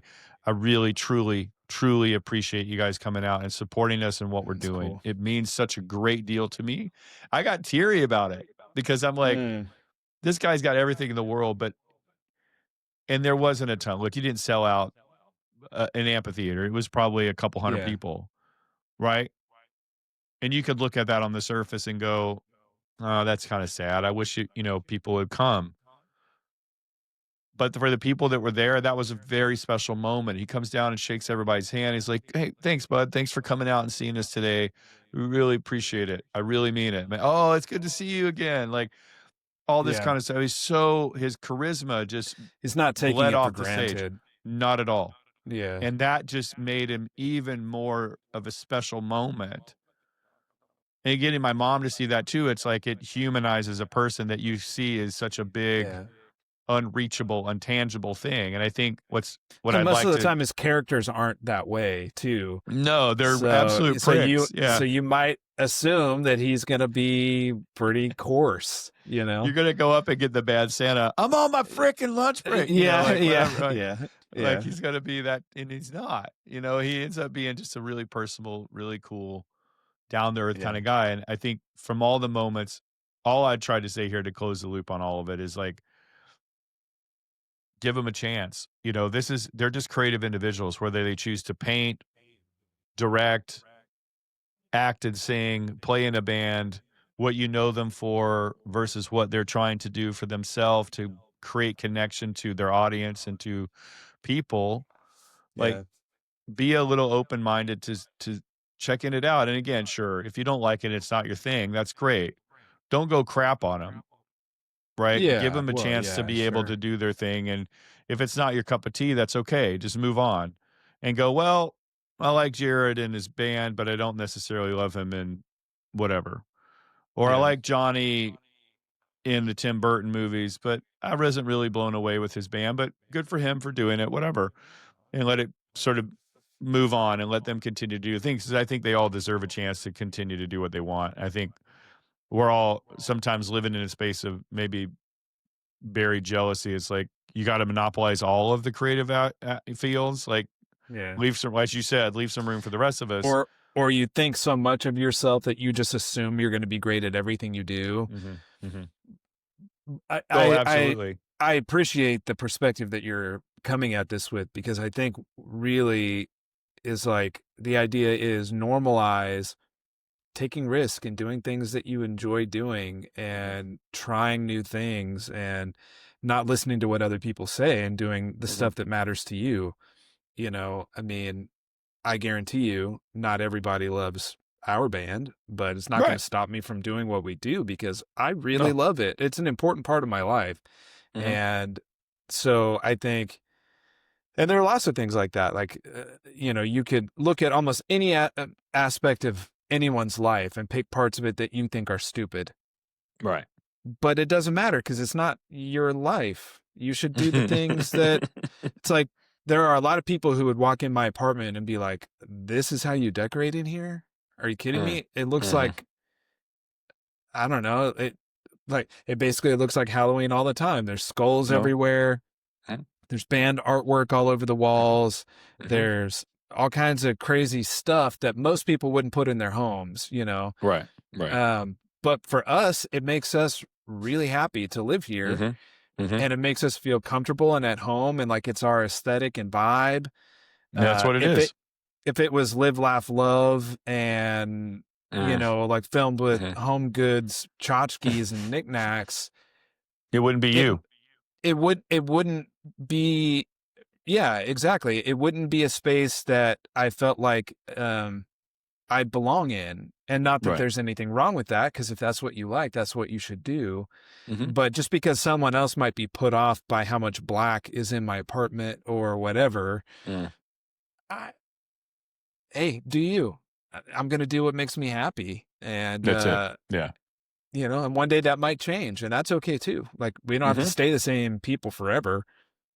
Will Smith could have remained a rapper for all time, but Mhm. he decided that he was going to take on more of this acting stuff. And guess Mhm. what? He's really freaking good at it. In fact, probably better than he was as an artist, as a Yeah. musical artist. So, Yeah. I mean, again, all of it's debatable. Yeah. But yeah, I mean, that main point is just like normalize doing, following follow your heart, follow your intuition, follow your sensibilities, follow your interest, and don't get caught up on what other people think. Because again, like we said earlier, popular opinion is fickle and it's subject to Mm. change. Mhm. And On a dime. so, yeah, on a dime, the thing that was terrible is now the hottest thing, and Mhm. the hottest thing becomes the thing that's terrible and played out. And Mhm. uh, you can't live your life based on Because you those have no kind of control over it. things. Once it's out in the world, No, it becomes no. the world's to use and manipulate and see and dissect and all that stuff. So it's not really ours anymore. We got to be the parents of a great record, in our opinion, but Yeah, how it takes shape for those that listen to it is up to them. It's up to the whatever happens with it happens.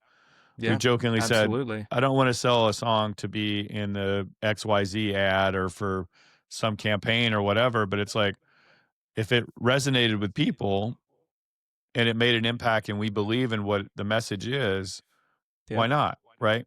And that's for us to figure out. And then again, it could go any way it goes in that moment. We don't have any control over it. Right. yeah. So I think, yeah, give people a chance to do what they want to do. And um, Don't spend so much time worrying about other people's don't be so opinions on damn stuff. judgmental. Yeah, God, yeah, Karen. totally, totally, totally, totally. Because we all have the ability to be that way. Everyone can have a short-sighted, harsh reaction to something that they know little about, Mhm. you know, and hopefully the journey of life, for, I feel like life for me has basically been a big rock tumbler.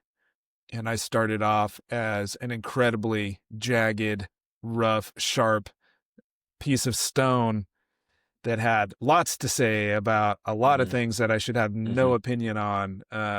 Same. And as time goes on, I feel like I've gotten smooth a little bit, to the point where, and hopefully that's the case for most of us, that we go Mhm. through these experiences and we realize that everyone's trying their best, or at least most people. And and that perspective is something that you have to acquire. You can't, if you haven't experienced enough life yet, you can't understand what that means to somebody else. And so, you know, it hopefully gives everyone more empathy with each other to be stupid at times. But also not to pass judgment and realize like, hey, you know what? They're going to figure it out in their own way, but it doesn't have to be reflective of who I am. You know, other people's opinion of who I am is not who I am. The only person who really knows who I am is me, and that comes from within myself. It doesn't come from what you think of me, or what my parents think of me, or what my boss thinks of me, or what random people on the internet think of me. I can choose to care more about some of those than others, and you probably should prioritize the people who are closest to you. But even then, it's like, I was just listening to a really great interview. Do you know who Dan Huff is, the producer? Yeah, Dan Huff started a YouTube channel a couple of months back, and I was just listening to one of his most recent interviews. I forget the guy's name, but both of his parents are successful musicians and artists and that sort of thing. And he was kind of a late bloomer when it came to music, and he's now tremendously successful in the space. But when he decided he wanted to really get into music, both of his parents told him he shouldn't do it. And his dad basically told him not to do it, and gave him every opportunity to not go that direction. And, you know, he ended up not listening and did it anyway and found a lot of success. And his take on it was basically that his parents were trying to protect him because it's a really tough industry. And, you know, they didn't really exactly, since he kind of came to it late, it almost seemed out of nowhere. And like, is this really the right decision for his life? You know, they're thinking of all these things that they should be thinking of as parents. But what he had to think of ultimately was, well, what is the right thing for me? You know, and the only person who can really know that is yourself. You can't rely on other people's opinions, even if they want the best for you. You know, their perspective of who you are or what's going to be best for you. You know, most parents will tell you, go be a doctor, be a lawyer. But guess what? Not everyone's cut out to be a doctor or a lawyer. In fact, most people aren't. So, you know, you have to find your own path, and that means being okay with not just complying to whatever the prevailing voices are in your world, and developing that inner voice and following that. I think my mom said that once to me. It's like words of wisdom, but in a very funny way. It's like, look, son, the world will always need ditch diggers. And so there's nobility in pretty much anything you choose to do in a profession. You just have to see it for what it is and be okay with it. And it really humbled me to think like, you know what? I'm grateful to have work. I'm grateful to be able to have those things. And again, it's like my job can be tough and incredibly challenging at times, but it's afforded me the ability to enjoy my life in a different way and have things that I really appreciate doing. And it has allowed me to have the outlet. If I didn't have all the gear and all that kind of stuff, I'd still have a guitar. I'd have something I'd be able to express myself in that way. So I do owe a lot to it, and I don't take that for granted, but it's also allowed me to be like, okay, cool. I can really take root with something that's really means a lot to me. And like we've always said this, it means a lot when people say they love our stuff, regardless of whether I feel it's backhanded or not. I have to kind of look at it and take it on face value and say, they appreciated our music. It did something for them, and I'm grateful for it. So I don't want to judge them for giving me critique, you know, because I would also be happy to hear if someone goes, it didn't really do anything for me.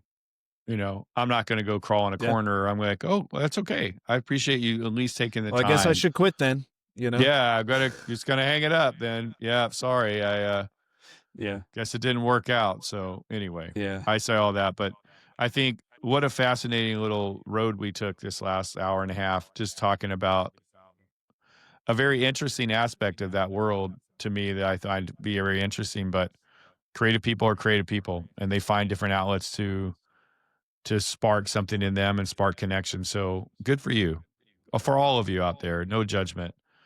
Even if Geely or wasn't great, who cares? Jennifer Lopez, I think you're doing fine. Well, So and it also doesn't matter, right? We're speaking about it in the context of people who have tremendous commercial success in one way or another, famous Right. examples.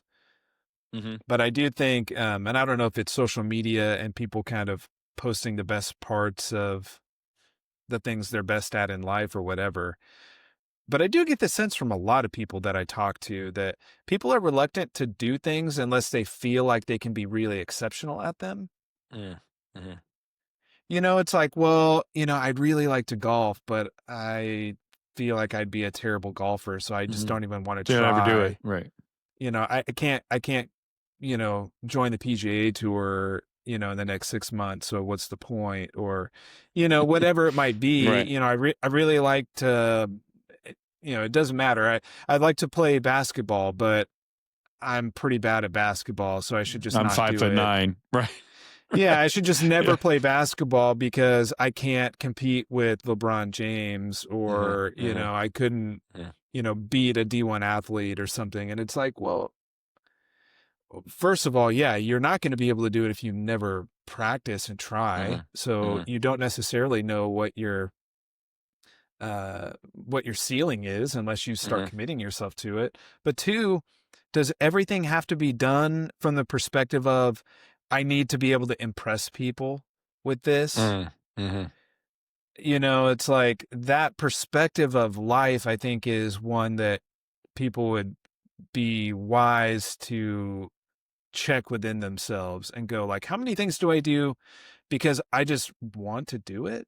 And because it's okay if I look silly or if I'm not very good. Like, I love going to Topgolf. I'm terrible at golf, dude. Like, I can hit the ball, but oh my God, it is like, but it's comedy. I go out there and I don't necessarily expect myself to be good, and I'm not saying that I'm like the example of how to live your life that way, because I actually don't think that's true. But I think it's something that it's important to develop and just realize like it's okay to do things just because it's fun to do them. Yeah. It's okay to sing even if you're not a great singer. If you enjoy the song and you want to sing, then just sing. Who cares? You know what I mean? Like, what does it matter? I don't know. I see that a lot in people, and I get it. We have insecurities and things that we have to work through. Yeah. But you only really get this one, it's like the YOLO thing and all the cliches. You get one life, but it's true. And time isn't moving any slower every day. And one day you will not wake up and this will all be over. Or you'll be close enough to the end of it that you'll be able to look back and go, man, did I actually make the best of my time? Did I do things only for other people, or that I thought were going to paint me in a positive light? Or did I do things that I felt like I really enjoyed doing, and I experienced the things that I wanted to experience in life, and I took some risk, and I was okay if people thought it was stupid. It's like, I learned from it either way, good or bad. I still, it was a lesson for me. Yeah. Right. That's it. I think that's a great place to kind of call it, is like, go out, enjoy whatever you choose to enjoy, make the best of it, ride it till the wheels fall off, all the sayings, and if people are out there and they choose to want to do something in that space, we're grateful to be able to get to enjoy a lot of these folks in their film, their creativity, their thing. So because you've come to know somebody from a certain thing, allow them the freedom and to be who they are and want to explore and do different things. It's like, don't judge them because, well, maybe they're one thing that you know them from is, in your opinion, better than the other thing that they do. Just say, okay, I appreciate that you're trying and taking risks, just like any of us should. And and go your forth opinion and be is happy. also one opinion in what is it, 6.8 billion yes. opinions on the planet, something like that, roughly. Yeah. Anyway, well, this has been good awesome. Talk. Yeah. We didn't really get into a bunch of the things that we sort of planned to talk about, but we can push those until next time. Yeah. I mean, if you made it to the end of the show, dear listener, thank you so much. We appreciate it, and we don't take you for granted. We hope you enjoyed this wild conversation, and perhaps you have your own perspective on some of the things that we shared. Let us know. Yeah, find us on social media, go to our website. All that stuff is at the Sonic Alchemy. We'd love to hear from you, and we have much, much, much more planned and coming up soon. So until next time. Until next time, guys, thanks so much. Go out and support local music, local artists, local creative, anything. Thank you all as always, and we'll see you on the next one.